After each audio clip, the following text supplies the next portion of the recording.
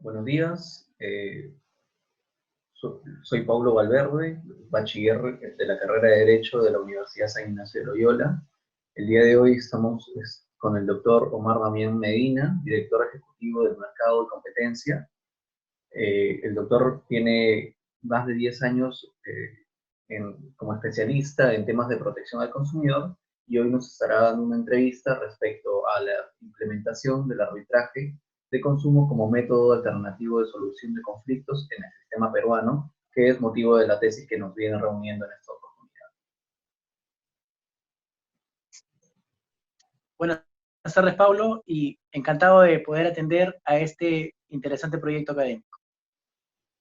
Listo, entonces vamos a dar inicio. Primero se van a dar unas consideraciones previas. Para ello vamos a hacer uso de unas diapositivas para la mejor comprensión de estas explicaciones.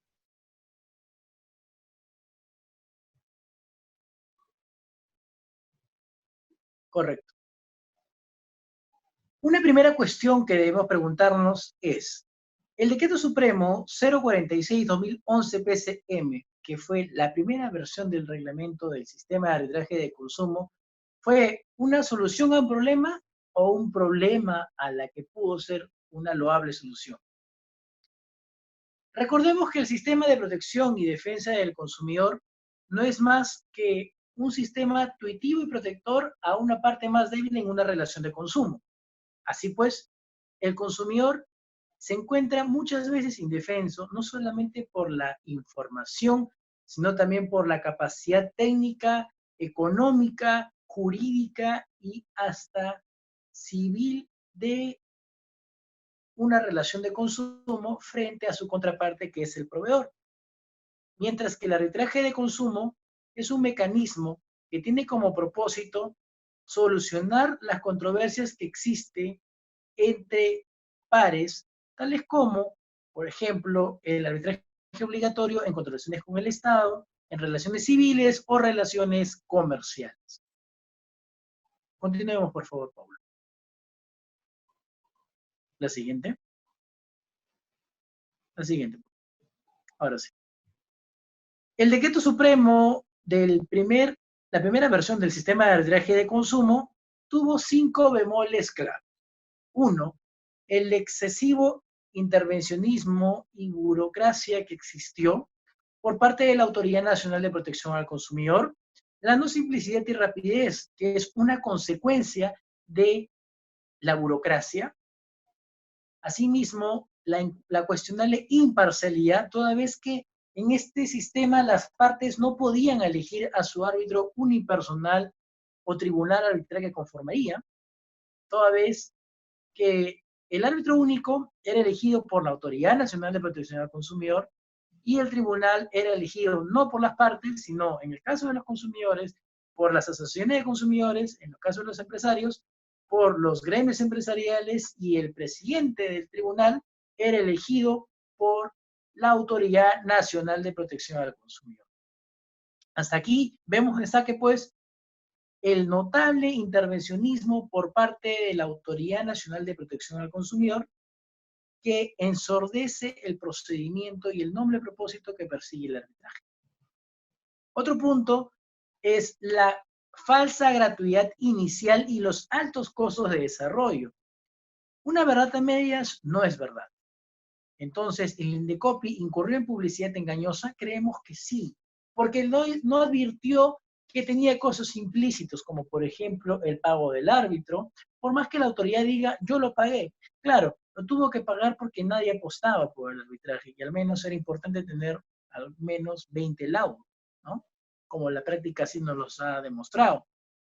Asimismo, las pericias y el pago de peritos es un costo implícito que está en todo procedimiento arbitral, y también otras cosas que desincentivan su acogimiento.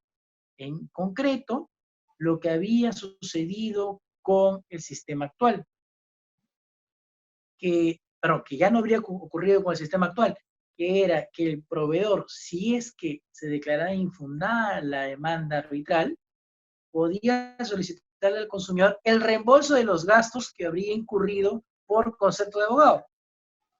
O sea, si el consumidor perdía, no solamente perdía la expectativa de verse reparado, y probablemente pudo haber tenido razón, pero no necesariamente verse indemnizado. Y además que tenía que pagar los costos del abogado que hubiera incurrido en el arbitraje el proveedor. Bueno, más allá de esto, el corte indemnizatorio probablemente se hubiera visto de mejor manera bajo el principio de restitución integral, que está recogido por la sentencia del Tribunal Constitucional del año 2004 y 2010 oportunamente. Sin embargo, el despropósito fue dejado de lado. Sigamos, por favor, Paulo. ¿Cuál es el rol de la Autoridad Nacional de Protección al Consumidor o la Autoridad Nacional de Consumo? Era constituir juntas arbitrales de consumo y coordinar con los gobiernos regionales y locales la constitución de las juntas arbitrales. A todo esto, ¿qué son las juntas arbitrales? Eran los órganos que se constituían al interior de gobiernos regionales y locales de la administración pública. La pregunta es, ¿quién paga los platos rotos?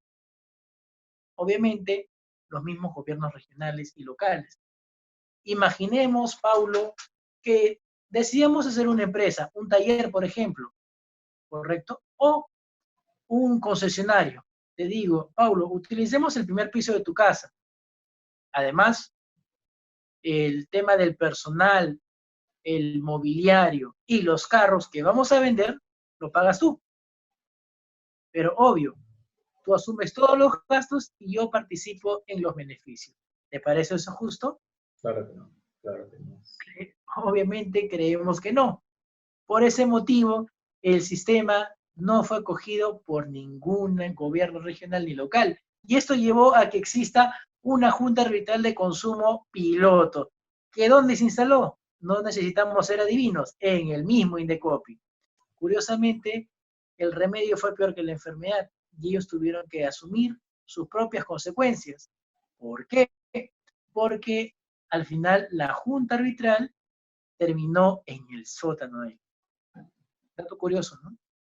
En fin, el rol de la Autoridad Nacional de Consumo no acabó allí, sino que también intervenían en certificar la aptitud profesional de los árbitros o los que querían ser árbitros y también crear nuevas normas.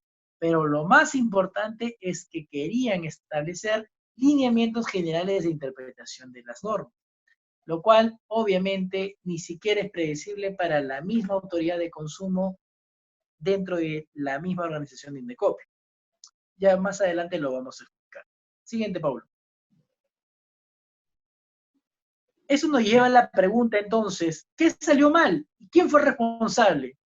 Si retrocedemos la filmina anterior, daremos cuenta que el único responsable era del funcionamiento la Autoridad Nacional de Protección, perdón, la Autoridad Nacional de Consumo, que tuvo estas 5 tareas y no las cumplió bien. Y en consecuencia, fue el único responsable de este pésimo sistema.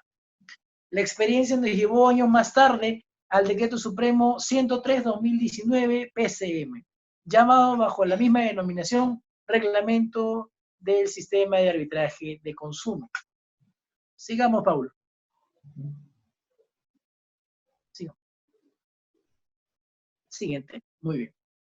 A todo esto, la pregunta es, ¿nos quedan nuevas soluciones al problema o nuevos problemas a la solución? Bueno, entonces voy a andar con la primera pregunta. ¿Cuáles serían las principales dificultades dentro del proceso de arbitraje de consumo en su opinión? Se ha planteado un sistema excesivamente burocrático, ensordecedor por parte de la Autoridad Nacional de Consumo, y no se corrigieron los errores del pasado. Hay una absoluta desnaturalización del arbitraje como jurisdicción. ¿Por qué? Porque se creó un sistema donde otro paga los platos rotos. Ahora, la carga de ese nuevo sistema no solamente se destina a ello, sino también a la incertidumbre de quién finalmente va asumir los costos de llevar a cabo el arbitraje. La siguiente, por favor.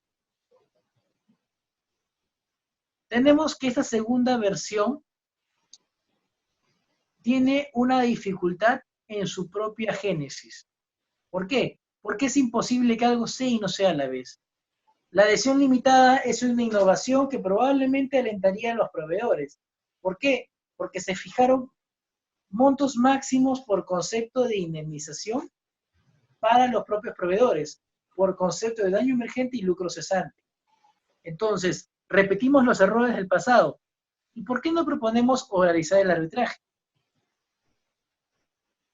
Recordemos que existen plazos excesivos en el manejo del rol arbitral. Tal es así que la experiencia nos ha demostrado que un arbitraje dura menos que un procedimiento ordinario, pero más que uno sumarísimo. Entonces, ¿de qué prontitud hablamos? La burocracia hizo lo suyo. Siguiente, por favor. Tenemos en buena cuenta que las materias no arbitrables o arbitrales por el sistema actual son la litispendencia, el interés colectivo o difuso y aquellos casos donde se vea la responsabilidad penal del proveedor. No obstante, ¿qué pasa con los contenidos cuasi intelectuales? Falsificación de firma, llenado de letras en blanco, u otros como agresiones que pueden darse en el marco de una relación de consumo. La dignidad de la persona en caso de discriminación o trato diferenciado ilícito, ¿no? Que tampoco entran en el nuevo sistema actual, pero sí podría verse un tema de métodos abusivos de cobranza. Si, por ejemplo, yo me paro en tu casa o te llamo los fines de semana para cobrarte algo que probablemente no he podido pagar. Y más aún en el contexto del COVID-19, donde prácticamente muchos no deudores van a terminar siendo deudores, pese a todas las facilidades que el gobierno viene brindando, para algunos de más y mejor manera que para otros. Ahora, el tema de la salud o la inocuidad alimentaria y el deber general de seguridad, o la seguridad de los establecimientos comerciales, u otros derechos esenciales como la educación, ¿son materia arbitrable? Creemos que no. Estas excepciones, por ejemplo, se encuentran dentro del catálogo de exención de arbitrabilidad en el caso español. ¿Correcto? Ahora, otro tema que resulta de especial dificultad para el sistema de arbitraje de consumo es que el arbitraje en sí mismo no está apto para el derecho de consumo y que el derecho de consumo no está apto para el arbitraje. Y más aún el desconocimiento de ambas ramas. Lo que habría que hacer es unificar en sistema y armonía todo este planteamiento, entendiendo que las partes no están en la misma par condición, toda vez que el derecho de consumo parte de la premisa intuitiva de protección a una parte más de ella. Sigamos, por favor. Bueno, la siguiente pregunta ¿considera que el arbitraje de consumo es informado correctamente a los consumidores, proveedores y demás partes que podrían estar interesadas a participar en el proceso? Para responder a ello, el Código de Protección y Defensa del Consumidor nos ha enseñado que la información que es falsa es perjudicial y no nos permite tomar una adecuada decisión. ¿Por qué? La indemnización limitada que pueden fijar los proveedores no permite que el consumidor pueda acceder realmente a una indemnización. ¿Y qué quiere decir todo esto? De saque, los propios proveedores, es decir, el propio demandado, ante una eventual indemnización, ya fija el tope máximo de cuánto y cómo debe pagarlo. Por ejemplo, yo fijo como tope máximo de indemnización 10 centavos, 1 sol, 10 soles, y nadie me puede decir nada. ¿Por qué? Porque Indecopi no regula precios. Y en estos procesos tampoco se mete. Entonces, ¿dónde queda el principio de restitución integral? Debemos tener en cuenta que el principio busca que todo daño sea indemnizado, pero bajo una fórmula intervencionista como es esta en el sistema de arbitraje de consumo, no hace nada más y nada menos que perjudicar al consumidor. Y recordemos que ya no podría ir a la vía judicial para solicitarla porque esta vía es única, ni tampoco a la vía de la denuncia administrativa. Entonces, otro punto clave a considerar es la falsa gratuidad, pero lo abordaremos más adelante. Bueno, la siguiente pregunta es esta. ¿Cuál es su opinión respecto a la gratuidad del arbitraje de consumo? Como señalamos, es imposible que algo sea y no sea a la vez. Sin embargo, en el planteamiento actual del sistema del arbitraje de consumo, algo está mal. Y está mal el intervencionismo. El intervencionismo que busca favorecer a una de las partes en litigio, que es el propio proveedor.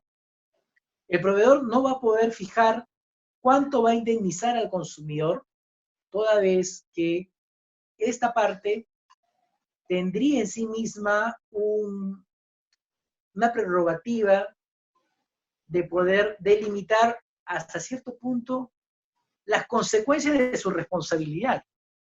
Recordemos que quien causa un daño debe repararlo y esta reparación no puede ser fijada por la propia parte causante, sino que debe ser fijada por el juez o árbitro que se someta a la causa, porque justamente es un tercero que va a delimitar cuánto, cómo y de qué forma debe reparar el consumidor, más allá de las medidas correctivas que la autoridad de consumo pueda realizar, que no se realizan en el marco de un arbitraje.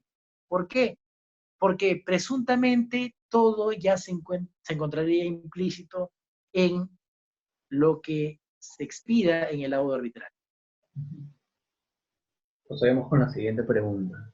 ¿Considera conveniente que las instituciones del Estado que prestan servicios públicos, como por ejemplo el Banco de la Nación, o pueden considerarse otros, se vean obligadas a promover el arbitraje de consumo?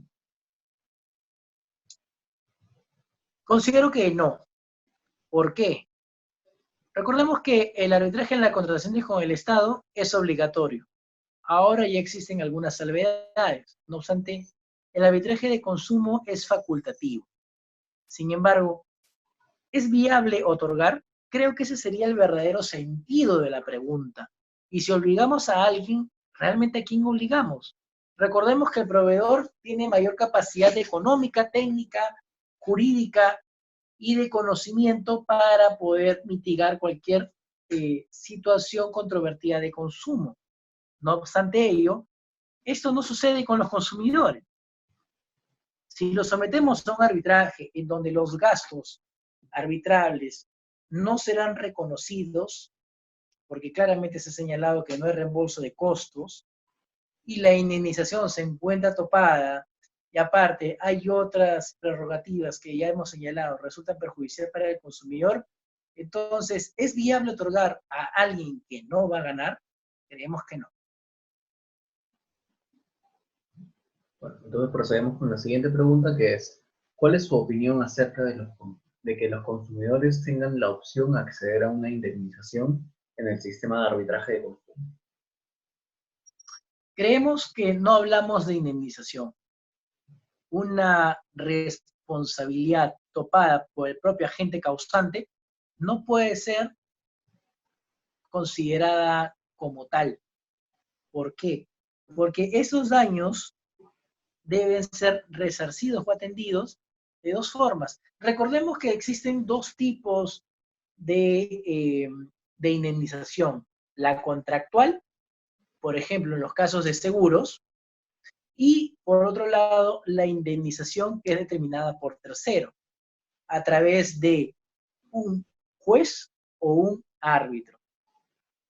No obstante, el presunto sistema actual no se coge ninguno de ambos, porque la prerrogativa de indemnizar obedecerá solamente a una gracia o deliberalidad del proveedor.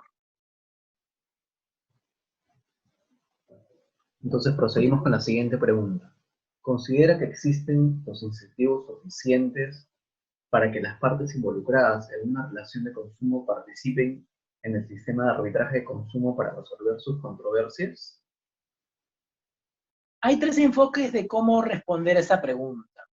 Desde los consumidores, desde los proveedores y, diría yo, del Estado en vez de los árbitros, porque prácticamente su voluntad se ve maniobrada realmente por la Autoridad Nacional de Consumo. Entonces, desde el enfoque de los consumidores, definitivamente no. ¿Por qué? Porque no existe literalmente una indemnización, sino una liberalidad. En todo caso, el proveedor sea responsable. Además, porque va a tener que asumir costos implícitos como el costo pericial y también otros como, por ejemplo, el gasto que puede incurrir en un abogado, toda vez que este concepto no le va a ser reembolsado. Desde el enfoque de los proveedores, creo que existen incentivos más que suficientes, porque puede poner tope a su responsabilidad. Punto número 1. Punto número 2. No se va a ver inmerso en una sanción administrativa de corte pecuniario, como son las sanciones económicas o multas, ni tampoco a las sanciones no pecuniarias, como son las amonestaciones.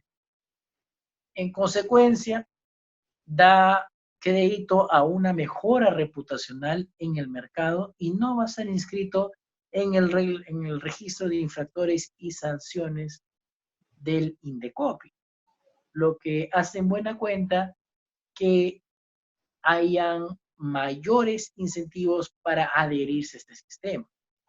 Desde un enfoque propio del Estado o del INDECOPI, obviamente se van a alejar de las cargas procesales y el recargado sistema de justicia de consumo a través de los órganos resolutivos y de las comisiones de protección al consumidor.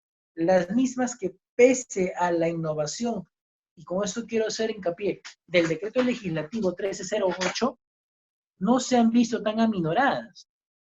Por más que existe el allanamiento, por más que existe la terminación anticipada, digámoslo así, a través de la improcedencia, sea por falta de interés para obrar, subsanación de la conducta, o que el consumidor no califica como tal, o el proveedor en dicha condición, o la conducta prescrito, estas situaciones no han aminorado la carga del INDECOPI. Por eso se busca empujar el arbitraje como nuevo caballo de batalla frente a las cargas excesivas que tiene el sistema actual de consumo.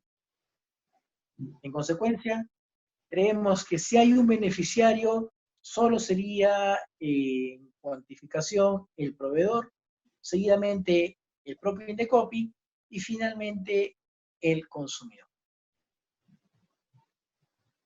Es así como hemos llegado a la parte final de la entrevista. Le agradezco, doctor, por ser parte de esta investigación y conmigo será hasta otra oportunidad. Muchas gracias, Paulo.